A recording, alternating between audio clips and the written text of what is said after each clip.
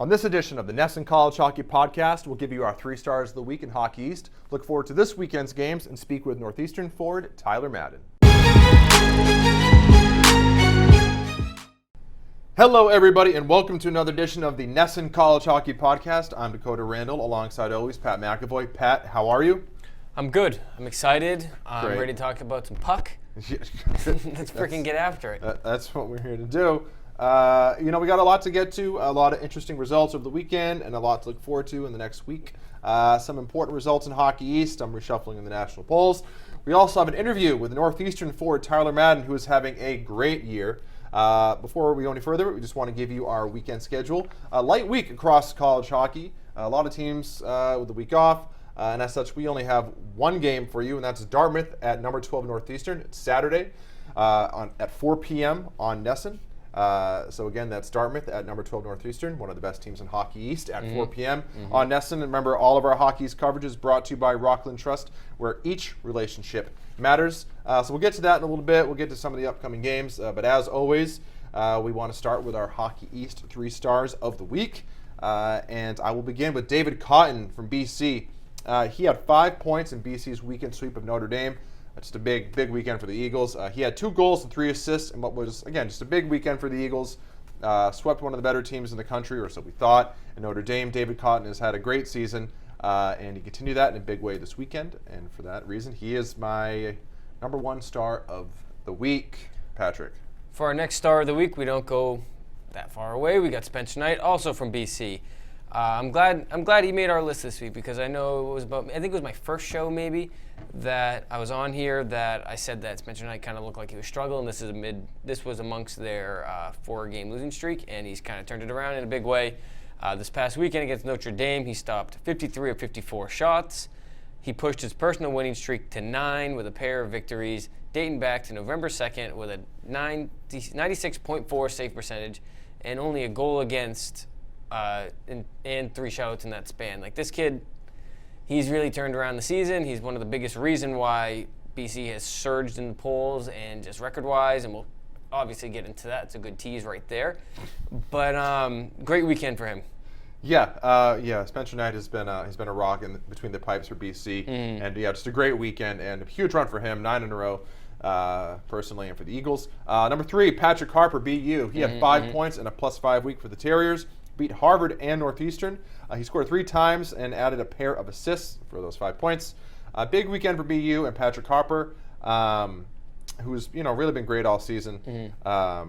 He was a big part of it, and he is my 3rd star of the week. Again, he stepped up in a big way in the absence of Amante.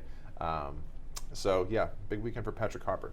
So now we're going to get into some of the noteworthy games, results, some of the newsworthy things from the week that was. And I'll go back to that BC sweeping Notre Dame bit. The Eagles now up to 5th in the country, while Notre Dame down to number 15. We'll get to the polls in a little bit, as you said. Climbing for the Eagles while dropping for the Irish. BC has won 9 in a row. Big weekend again for David Cotton and Spencer Knight. And the BC entered the season as one of the more buzzed, hyped teams in the country. That great incoming rookie class. Ton of talent. A lot of people believe maybe the most talented team in the country. And they kind of got off to a slow start. People were wondering what was going on. But a couple of the coaches that we talked to here on the podcast said about them, and really for any team, that the beginning part of the season is sort of a feeling out process, and especially so for teams with a lot of new pieces that aren't used to playing together. And so we sort of believe that once the players in the Eagles had some time to gel and figure each other out, that they would take off. And boy, have they ever. Again, 9 in a row and just playing some great hockey. And just a domination of Notre Dame. They outscored them 10-1 over the weekend. And really impressive for the Eagles. True.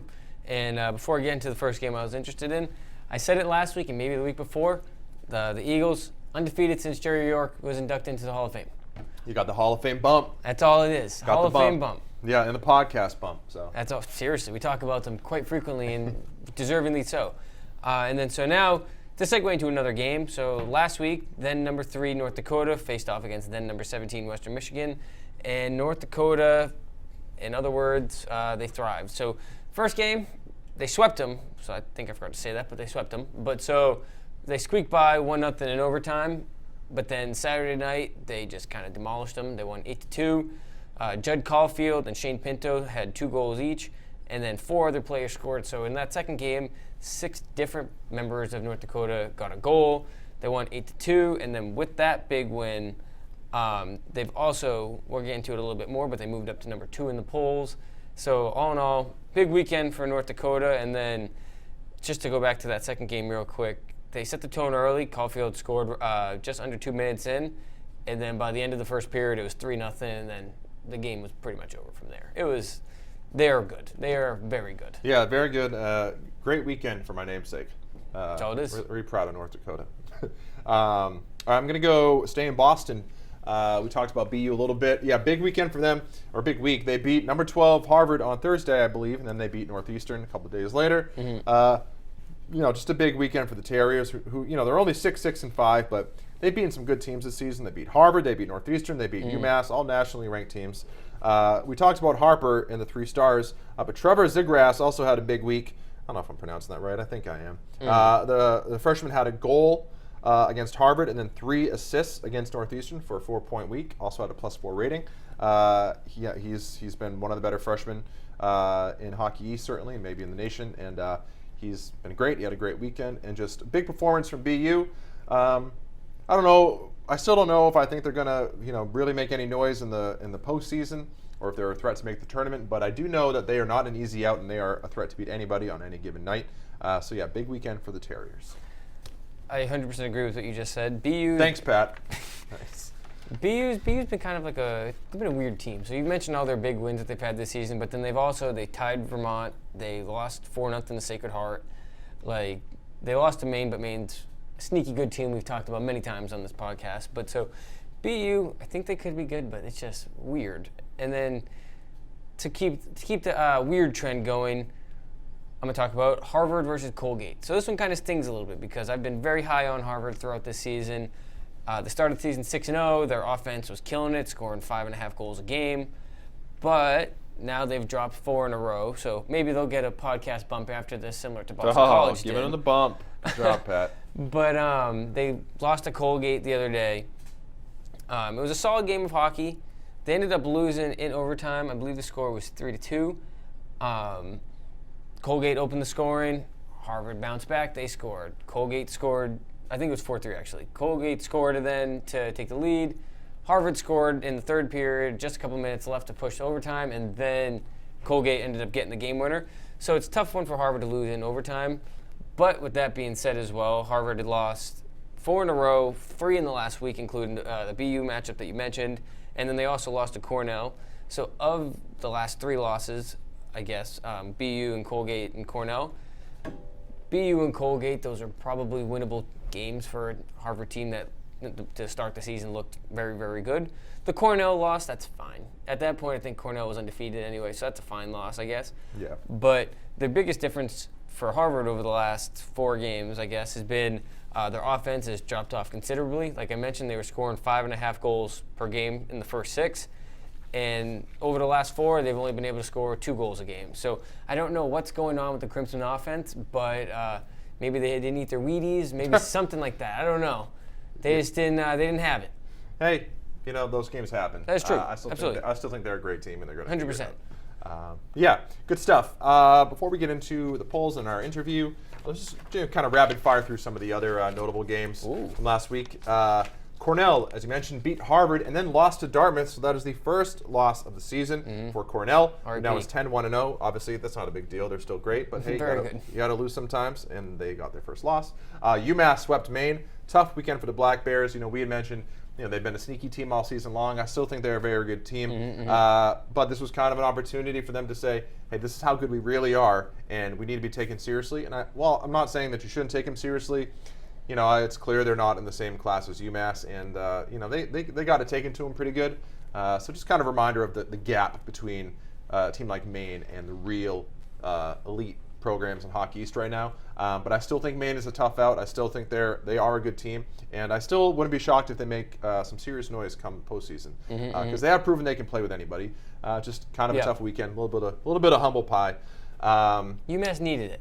You're right, and that was a big weekend for UMass, who's kind of been up and down. So yeah, good for them. UNH splits with Merrimack. tough weekend for my Wildcats. They got the win the second night, but they shouldn't be losing to Merrimack. Shouts out to the Warriors. Yeah, but it is what it is. Tough weekend for them. Providence, a little split. Not much to say there. Two great Hockey East teams. Not a surprise that they split. Alabama, Huntsville. Last week's podcast, I warned you that Alabama, Huntsville could upset Bowling Green. Who, you did. I believe, did they sweep Minnesota Duluth the previous weekend? I think that's what it was. Anyway, I think, don't quote me on it. I'm pretty sure it was Bowling Green sweeping Minnesota Duluth. So there was a lot of love behind Bowling Green. And so I was saying, hey, maybe Alabama, Huntsville. They've had some sneaky results this year. I think they got a shot. Maybe a trap game for Bowling Green. Well, not so much, because the first night Bowling Green won 9-3. So that's not good. No, you don't want that. No, but the next night Alabama Huntsville tied Bowling Green, so I was close. That's all you could ask for. The aggregate is still 11-5, so I think Bowling Green thoroughly dominated the weekend. But regardless, good tie for Alabama Huntsville. I kind of called it maybe. Arizona State beats then ties Denver. Just sort of reaffirmation that Arizona State is a very good team. Michigan and Penn State split. Just notable, Big Ten hockey. Penn State, it's not really a surprise that they lost, but regardless, I think Michigan is a team that people have kind of been overlooking, and I think they got a lot of talent on that team. So we'll see what they do going forward. And Minnesota Duluth sweeps Omaha, as they should have. I was just kind of watching that result to see, because Minnesota Duluth has been struggling. Are they going to get beat by Omaha too, which is a good team? Minnesota Duluth should handle them, and they did. But I was just kind of watching that if they go out and have a bad weekend against Omaha, what does that really say about Duluth? But they did not. They swept them. So all is right for the Bulldogs. That's all I got. Now let's get into the polls. And then, Pat, I'm sure you have some takeaways. Big time. Big time, okay. Number 1, Minnesota State, who was off this weekend, so they stayed at number 1. Number 2, North Dakota, then Cornell, Clarkson, Boston College, Ohio State, Penn State, Denver, UMass, Bowling Green, number 11, Minnesota Duluth, the Northeastern, Providence, UMass Lowell, Notre Dame, Arizona State, Harvard, Michigan State, Western Michigan, and then Sacred Heart. Some of the other teams receiving votes: Michigan Tech, Northern Michigan, Omaha, Army, Quinnipiac, RIT, Wisconsin, BU, Alaska, Bemidji State, Colorado College, Dartmouth, Colgate, Maine, St. Cloud State. No UNH. After a few weeks ago, I said they were one away from getting into the polls, and now no one's even talking about them. So that stinks, but we'll see what happens. Any takeaways from all that, Pat? The first thing you look at when you look at this poll is Harvard fell from 12 to 17. We've already kind of exhausted their past week and a half of games, so I'm not going to get into that. But 4 straight losses hurts. They're down to 17. Denver, they're down from 4 to 8. They struggled against Arizona State. They started the season 8-0, and ever since they're 1-4-3. So 8 might be a kind of fortunate spot for them to be right now, because they have a tough schedule ahead. In the next couple of weeks, they have UMass and Minnesota Duluth on the docket. So 1-4-3 over the last 8 is tough, and with 4 games between those other 2 teams I just mentioned, who knows what could happen over the next couple of weeks. And then Northeastern fell from 8 to 12 after losing to BU. So Northeastern still a good team, but tough drop for them. And then on the other side, Boston College, they rose. They're the biggest riser of the week, 10-5 after sweeping Notre Dame.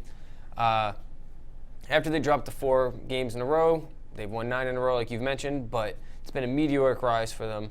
They went from 14 to 10 to now 5 over the last 3 weeks. 9-game winning streak will do that. And I honestly don't see them slowing down anytime soon, because obviously Jerry York got inducted into the Hall of Fame. They're not going to take him out of the Hall of Fame, so by that logic, it doesn't look like they're going to lose again. The bump is everlasting. And that is all it is. It's the everlasting in perpetuity. Bump. Okay. And then for the last thing I noticed, this one's a small one, but North Dakota up from 2 to 3. Swept Western Michigan, like I mentioned. 3 to 2. 3 to 2, yes. Yes, because Cornell lost. And so exactly that. Cornell lost. They had North Dakota. They smoked Minnesota Duluth a couple weeks ago, 9 to 3. I think this is top of my head the first time I've seen them up as high as 2 this season. So good for them at getting this high right now. They're at least this weekend. They've already had a couple good wins throughout the year, but this past weekend kind of opened my eyes to them a little bit. So I'm keeping my eye out on them now. Yeah, same. North Dakota has been very impressive. Good stuff, Pat. Now, I want to get into our interview with Northeastern sophomore forward Tyler Madden. He's having a great season. I think he's got 12 goals. I'm not sure how many assists, but I know he's tied for, I think, second or third in goals and fifth in overall points. So he's been great. Might factor in the Hobie Baker discussion at the end of the season, and he's been probably the best player on the Huskies, who now are 10-5-2. They lost to BU. Now have a big game against Dartmouth. They dropped down to fourth in the Hockey East standings with their loss over the weekend. They dropped down to fourth in Hockey East after their loss to BU. But Tyler Madden, through it all, has been one of the best players in the country. So we talked about that. We talked about what he worked on in the offseason, talked about Northeastern as a whole. I was particularly interested in the Huskies' trip over to Northern Ireland for the Friendship Fort tournament because I am going to Ireland in a couple of months with my fiance. So we've kind of been, for those that don't know, Northern Ireland is part of the United Kingdom, while south of Northern Ireland is an independent nation. And so it's kind of when people go over there, there's kind of like this dilemma where do we stay in regular Ireland or do we make the trip up to Northern Ireland because it's a long drive? So I've been kind of debating it. He got a chance to see all of it. So I was kind of curious what he had to say, if he had any recommendations. He had some good stuff to say. Great talking to him. And without any further ado, let's get to our interview with Northeastern forward Tyler Madden. Okay, so I'm here with Tyler Madden, sophomore forward for Northeastern. Tyler, how you doing? How's it going? I'm good. How about you? Doing great. So first off, you guys started the season 4-0-1, and then you went 0-3-1. Then you won 6-7 before losing last weekend to BU. So is it safe to say that finding consistency right now is one of the biggest things for you guys? Yeah, for sure. I think that's one of the things we struggled with throughout the year. Even when we were winning games, our consistency was a little bit off, but we're starting to figure it out now, and we're going to try to get back at it this week and have some consistency this weekend before going on break. Yeah, at this point in the season, what would you say is it that you guys do very well, and what do you still need to improve on, or to put it another way, what do you think your identity is as a team? Well, I think in the past years we've been a really hard back-checking team and very committed to our forecheck, and I think one of the things we're doing well right now is forecheck, and I think we're a great forechecking team, but definitely need to work on still coming back through the middle, sorting some things out in the D zone, but that'll just come with time. Obviously, we got a lot of new guys on the team, so they're starting to get the hang of it, and once they do, we'll be flying. Yeah, and also Craig Pantano joined you guys this season after leaving Merrimack. Can you just talk about how good he's been in the net for you guys? Yeah, obviously last year we had Caden Primo, and those are some big shoes to fill. But Craig's came in, obviously being an older guy, being through a couple of years at Merrimack, and he stepped in right away and has been a leader on our team and has definitely held us into some games and won some games for us. And also, looking ahead on the schedule, like most teams, you guys have started the year by playing a lot of weekend series, multiple games throughout the weeks. Now you're in this part of the schedule where you're kind of only playing in one game per week. Is that hard to get used to, especially when you said you're trying to find consistency? Is it easy to have the games spaced out like that, or does it make it kind of difficult? Yeah, I think it's definitely difficult when you play weekends in a row where you have two games and then you go to one game. It's a little bit of an adjustment, and from a consistency standpoint, you only got one game that week, so you got to make it count, and obviously you try to find the consistency within that first game because there is no second game. Right. But so now I just want to get to you individually for a second. It's obvious you're having a pretty awesome season. You're tied for second in the nation in goals and fifth in points. Just generally, what's been the key for you so far this season? I think just having that first year under my belt helped a lot, but also my line mates I've been playing with, Grant Josephek and Nathan McDonough, have been a huge part in why I've been producing so much. Obviously, they've been playing and having really good seasons so far. So when you have a line like that going, it's hard not to get points. Right. And during the offseason, was there anything you entered into the offseason, that you wanted to focus on and improve on specifically? Yeah, I think my goal scoring ability, I knew I had it. This summer I kind of worked on shooting from different positions, shooting in general, and just being able to finish whenever I can. And it's obviously paid off this year. Having a lot more opportunities this year before, and taking up on those opportunities and bearing it. Not to make it all about you, but given the numbers, if you continue having the season you've been having, you figure to be in the thick of Hobie Baker conversation, year-end awards, things like that. Do you think about that stuff at all? And did you expect yourself to be this successful at the collegiate level? That's not something I really think about too much. It's obviously nice to be recognized for different things at the end of the year, and that's where I kind of leave it for the end of the year. If I happen to win anything, I'll be grateful, obviously, but awards don't make the player. I just want to keep getting better every day, and that's all I'm focused on. Great. Yeah, it makes sense. And to kind of wrap up, I just wanted to talk about the Friendship 4 tournament that you guys recently had in Belfast, Northern Ireland. Can you just sort of talk about what that experience was like going over there and playing in that tournament? Yeah, it was definitely different. I know me and a couple other guys on the team haven't been to Europe before, and some guys haven't even left the U.S. before, so it was definitely eye-opening to see some different places and experience a different culture, but it was a great experience overall, and they're very passionate about hockey there, which is awesome to see, and we had a great time, and obviously winning it was huge, but the whole week leading up to it, it was just great sightseeing in Dublin and then going over to Belfast and seeing some cool things. Yeah, so I was wondering if you got to go out in Belfast at all, because I'm actually traveling to Ireland in a couple of months with my fiance, and I've never been either. I've never been to Europe, and we were debating whether or not actually to go to Northern Ireland, because people say it's a long drive if you were starting in Dublin and going up to Northern Ireland. So I'm just wondering if you had anything specifically in Belfast that you could recommend, and just in general, what were some of your favorite things that you saw in Ireland as a whole, because I'm looking for recommendations. Yeah, they have, by their city hall in Belfast we went to, they have a bunch of these shops opened up. It's like a Christmas thing. I don't know what time you're going around, but there's this marketplace, and apparently people fly in from all over just to come for that. There's food and all that stuff, but also a lot of shopping and other things like that around there, but definitely worth the adventure out there. And then obviously there's some big historical landmarks, and from back when the Irish had their little dispute, there's a big wall, and it's definitely worth the drive, in my opinion. Yeah, all the sightseeing stuff is up my alley, and then all the shopping and food district will be right up the alley for my fiance. So I appreciate that recommendation. Well, that's all I got, Tyler. Again, I appreciate you taking the time to talk to us, and good luck this weekend, and continued success for the rest of the year. Thank you. Thanks for having me. All right, thanks. And we're back. I want to say thanks again to Tyler Madden. Good conversation. Appreciate him joining the show. I appreciate the advice on Ireland, Northern Ireland. I will make sure to heed it. And so I'm excited. Yeah. So again, look forward to his team's game against Dartmouth this weekend. Again, that's Saturday. Dartmouth at number 12 Northeastern at 4 p.m. on NESN.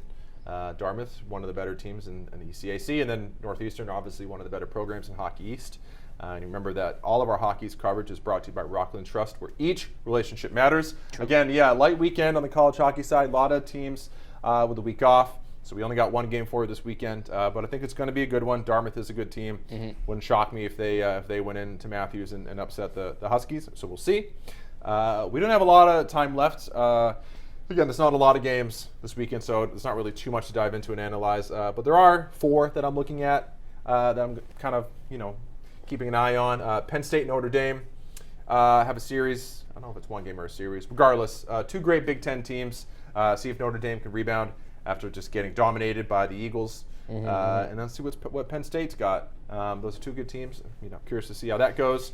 Minnesota State, after their week off, returns to face Northern Michigan, who should not be taken lightly. Northern Michigan is a good program, I believe. I think they got some talent over there, and they play some good hockey. So upset alert for Minnesota State. Could this be the path for North Dakota to go up to number 1 in the polls? Maybe. Denver and Colorado College have a 2-game series. in-state rivalry. Upset alert because Denver's number 8, Colorado College unranked, but they are always a good team, and they have a good team again this season. So be on the lookout for an upset. And finally, number 16, Arizona State, number 19, Michigan State. 2 good teams that don't get talked about enough. If you have some time and you're a big college hockey nut, find a way to stream that one because those are 2 good teams with a lot of talent and that play a fun brand of hockey. True. So that's... You covered that pretty well right there. Thank you, Patrick. You just got me excited for these games. That's good to know. Thanks. I'm glad I do that for you. Anything else you want to add? You got anything else in the chamber that you want to unload? No? Not really. All right. I have nothing right now. All right. Well, let's get out of here. Thanks, everybody, for listening to another edition of the NESN College Hockey Podcast. We will get back to you next week with another rousing episode. And again, Dakota, I almost said Dakota Wandel. That would have been bad. I'm Dakota Randall alongside Pat McAvoy. Thanks for listening, everybody, and we will catch you next week.